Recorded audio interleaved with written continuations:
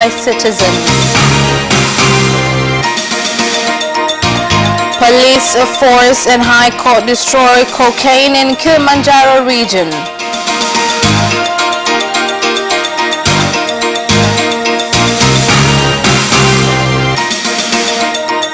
And in sports, Yanga Sports Club Shisimbi pleads for forgiveness after Simba FA Cup defeat.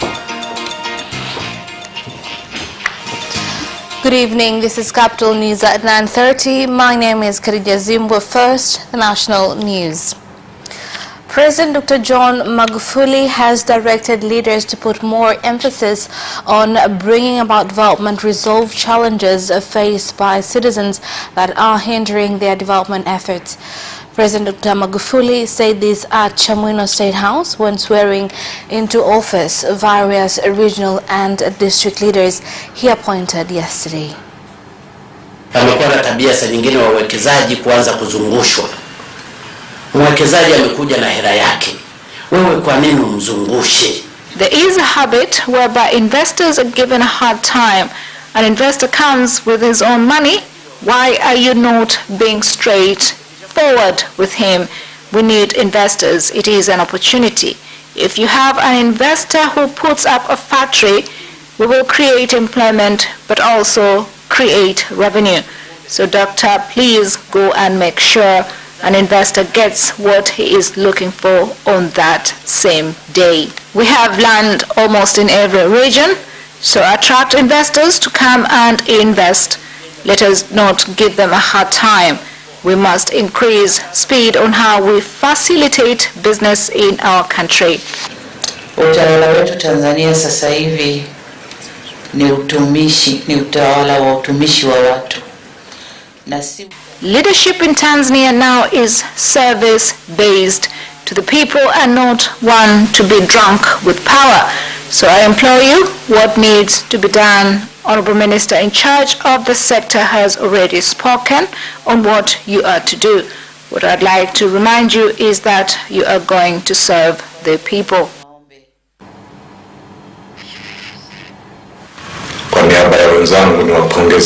Honorable President, on behalf of my colleagues, let me commend those nominated today who have been officially sworn in.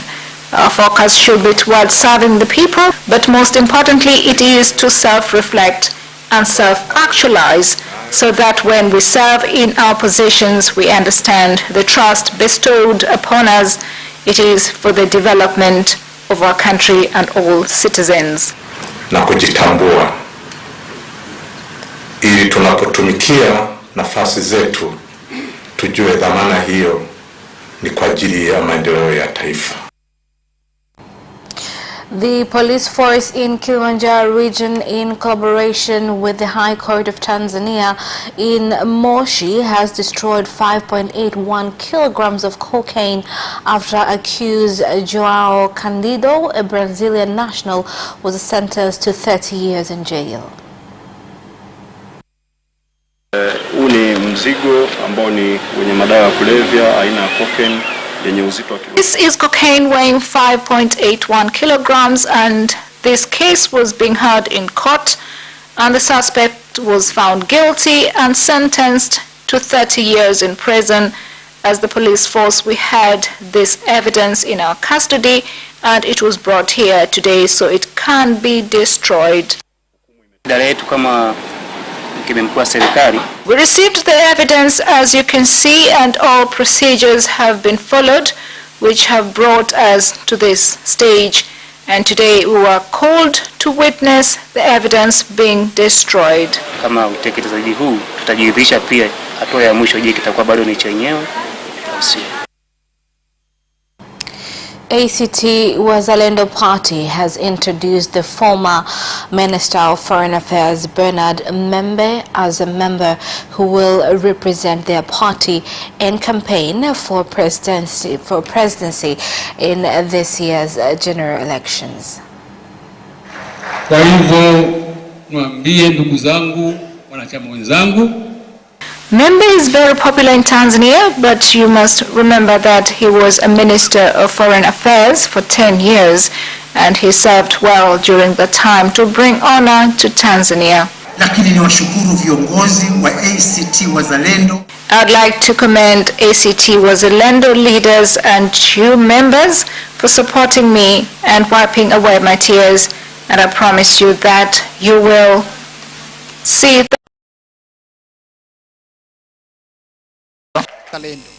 Tunakuahidi kukupa ushirikiano wa kutosha. The youth in ACT Wazalendo promise to work with you strong, and we will be with you shoulder to shoulder. Tutakupa ushirikiano wa kutosha ndani ya chama chetu. 45 CCM members have collected forms for various positions in Kalambo District, Rukwa region, with 14 collecting parliamentary nomination forms and 27 women collecting councillorship and special seats forms. Anayetoa rushwa hana maendeleo katika wilaya yetu hii ya Kalambo. 45 members have come forward for various positions, but only 14 have collected the form for the parliamentary seat and 27 people for councillor and special seats. I would like to remind you that any member who returns the form late, we shall not receive it. Anyone who offers a bribe will not prosper in our district. We want leaders who do not offer bribe, so the people will have assurance that the leader that has been chosen is the right one. Yoyote mwanachama atakayekuwa amechelewa kurejesha fomu kuanzia saa 10:01 hatutaipokea hiyo fomu. Now, the Secretary of CCM in Simiyu Region, Haula Kachwamba, has said that to date, throughout the region, a total of 261 political aspirants have collected nomination forms for constituencies within the region.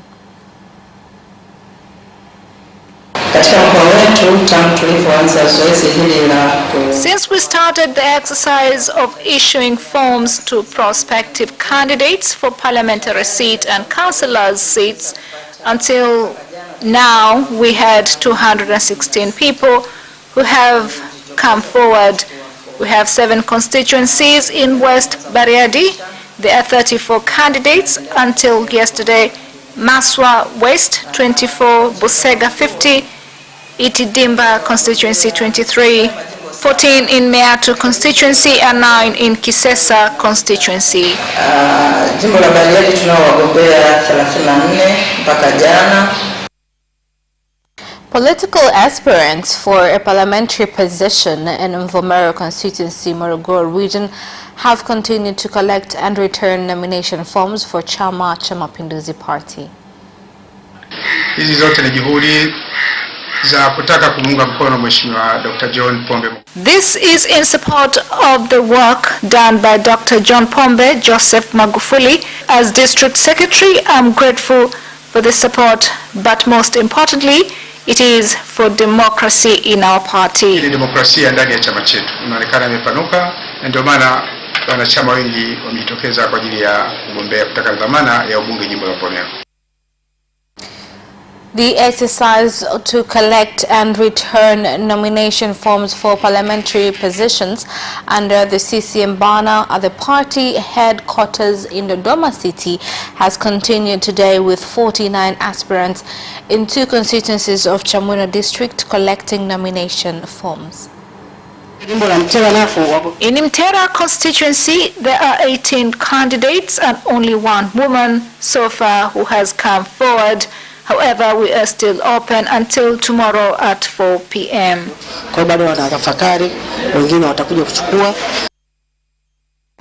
Christopher Ole Sendeka, Njombe Region Commissioner, is among aspirants who are vying for a Kilimanjaro constituency in Manyara region. Kugombea ubunge wa jimbo la Kilimanjaro kwa tiketi ya CCM. Kwa hiyo imani yangu ni kwamba to ask for permission to be allowed to contest for the parliamentary seat Kilimanjaro on CCM ticket, it is my hope, as I still believe in my party, and that delegates will allow me to do so. Kitu Chama cha Mapinduzi, Daktari John Pombe Joseph Magufuli.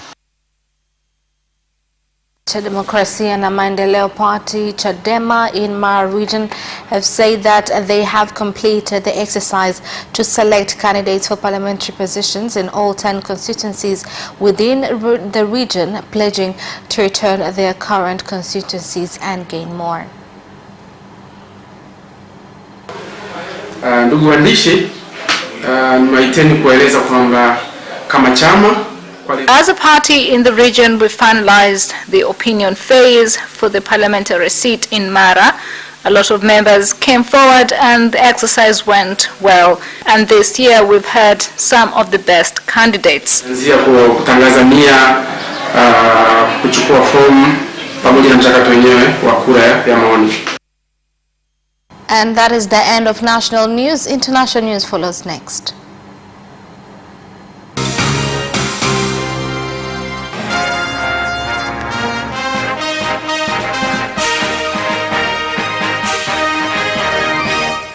And in international news, President Uhuru Kenyatta of Kenya has called for the crafting of a joint European Union and Africa COVID-19 response strategy. He made the statement at a State House in Nairobi during a video conference of European and African leaders on the proposed establishment of the Africa Mediterranean Europe Foundation. Meanwhile, COVID-19 cases in Kenya have gone up to 11,673 as 421 more patients tested positive. Health Cabinet Secretary Mutahi Kagwe said the results are from 3,895 samples taken in the last 24 hours.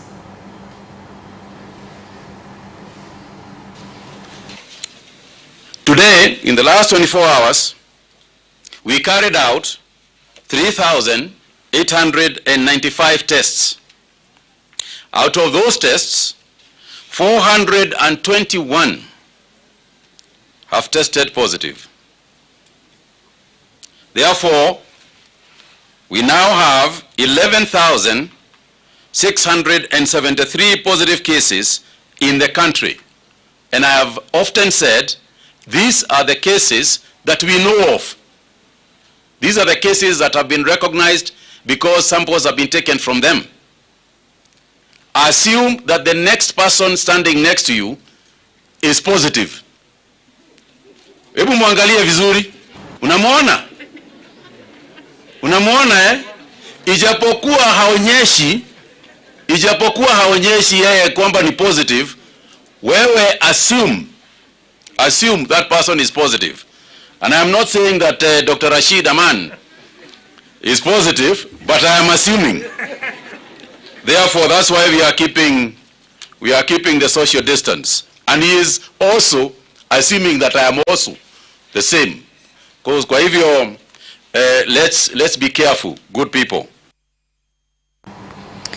Now, the government of Rwanda has lifted restrictions against religious gatherings where places of worship will now reopen after restrictions were imposed 4 months ago due to the coronavirus pandemic.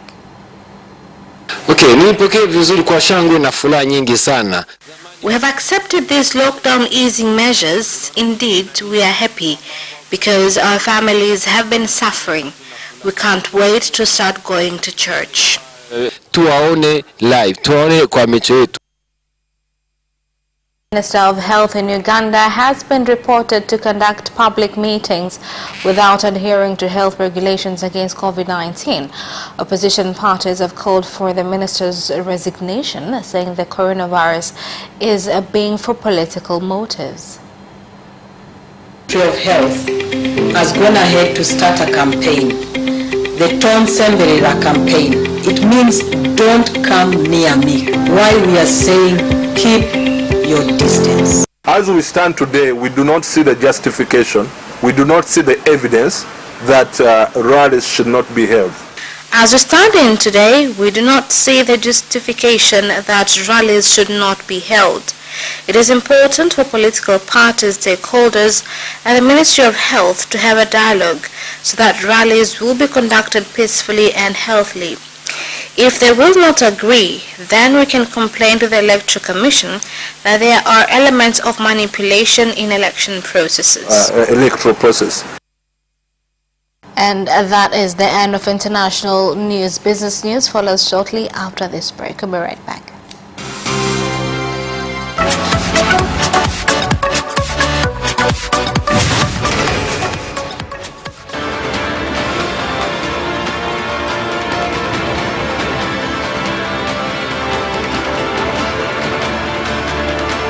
Watch Business Edition as we talk to business leaders and experts in sectors that are transforming Tanzania's economy. We believe that the driver is the customer. To change the mindset of traditional HR to the digitalization. Make sure that everybody can get some access to financial services. And once we understand the vision of our leaders, we then need to be behind them and help them in achieving that vision. Business have involved mercantile operations, trade guilds, or shared agricultural production, infrastructure, construction, financial sectors, tourism, and mining. Business Edition on Friday at 8:15 p.m.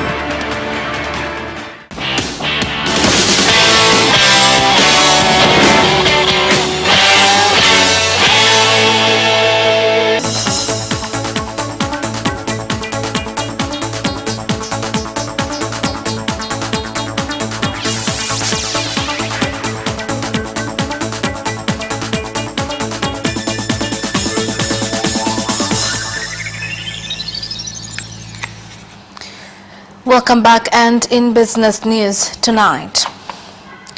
The Statistics Department in Zanzibar has said they received 273 tourists in June this year compared to 36,600 in last June, saying this has been contributed by the coronavirus pandemic. Tourists who entered the country by June 2020 were 273, comparing to 36,605 tourists who entered the country by June 2019 and 173 in May 2020. 48.4% of tourists who came into the country were from Europe. Zanzibar is a service provider. Zanzibar is a service provider.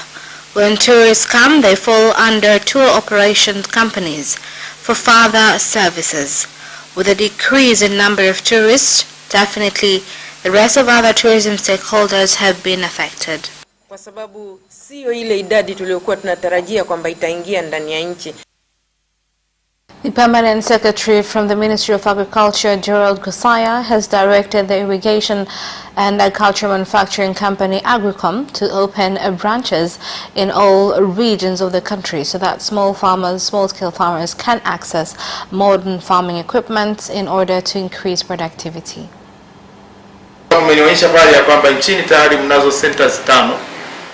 In the country, you have about 5 centers. I urge you to continue launching more centers so that the service can reach out to many people. I will be delighted to hear that in every region of this country there is at least one center. Meaning of Agriculture Hub Center is that all services are available at the center, from accessories, machines, storage, and education on items that are found at the center. So far, we have a couple of centers in the country as pilot centers, as we're looking forward to establish other centers throughout the country with potential of having such kind of agriculture hubs to support small-scale farmers.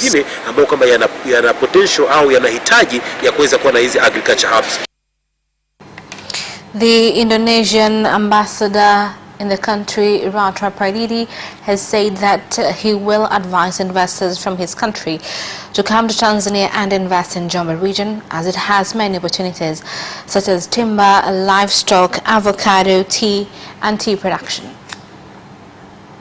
Another factory. I hope After visiting a number of factories in Njombe region, I believe that the relation between investors from Indonesia and Njombe in agribusiness. They are ready to invest in Tanzania.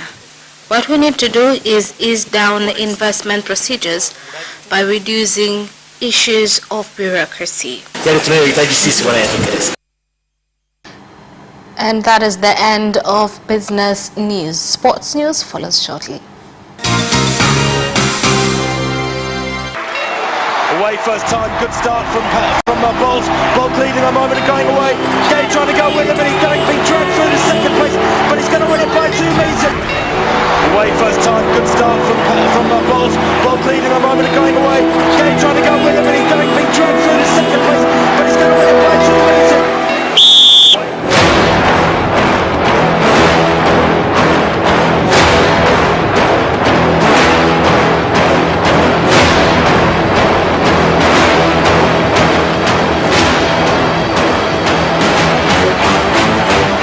Opposition, Joaquinho, he did lose to Lynn.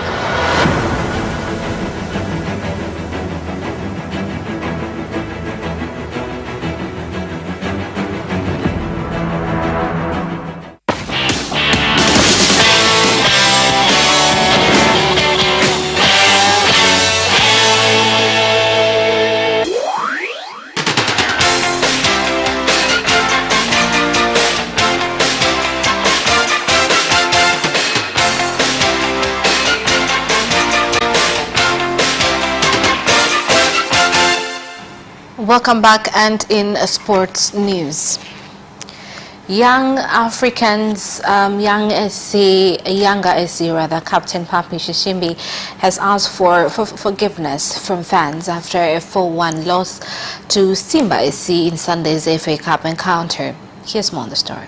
They were humbled by their Kariakoo rivals during the domestic cup semi-final match, and Shishimbi has called on their fans to grant them forgiveness for what happened. The midfielder revealed he was not 100% fit to face Simba then, but he had to play after coach Luke Emael asked him to. The Democratic Republic of Congo star further called for respect and discipline from his teammates.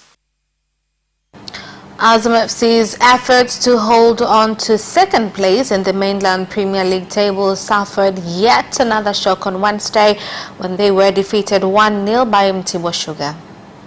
The Dar es Salaam Giants are in a tight race against Yanga Sports Club to capture second place at the end of the season, and their latest loss at Turiani may end up proving costly. A defeat, which this is their second in the last 5 matches, means Azam will go into the next match day still on 65 points. Mtibwa Sugar struck the only goal in the 38th minute, scored by Issa Rashid, and the visitors were unable to find an equalizer. The win could prove vital for the Sugar Millers, who have been embroiled in a relegation battle for much of the season as they climbed 5 places to 13th on 41 points. Pierre-Emerick Aubameyang has aired his frustration at the lack of input from VAR during Arsenal's clash with Liverpool, with Bukayo Saka caught by a shin-high tackle from Trent Alexander-Arnold. Here's more on the story. The Ghana's youngster clashed with a red rival early on in the second half at Emirates Stadium last night.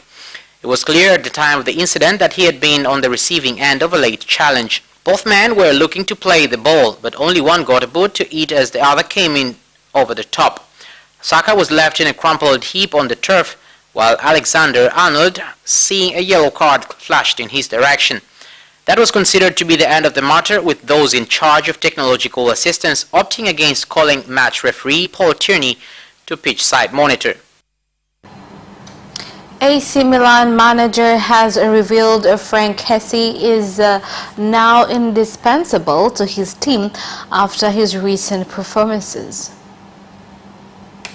The midfielder has been in fine form since the restart of the Italian top flight after it was suspended in mid-March due to the outbreak of coronavirus.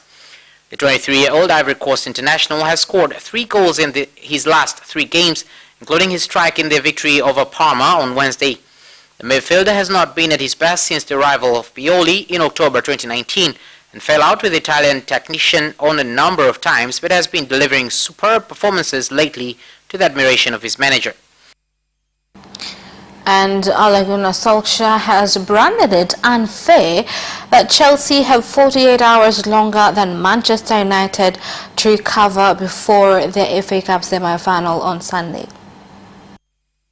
Chelsea's last match was the 1-0 home win against Norwich on Tuesday, whereas United have a trip to Crystal Palace tonight before returning to London for the game at Wembley. United are in 5th place but have Champions League qualification in their own hands because they face Leicester, 1 place ahead of goal difference on the final day. Solskjaer has selected the same 11 for the past 5 league games. He had considered resting Paul Pogba, who has been in impressive form since returning from long-term injury, for the 2-2 draw with Southampton on Monday, but the midfielder wanted to play. And that sports item ends our news bulletin for tonight. My name is Khadija Zimbo. Thank you for watching and good night.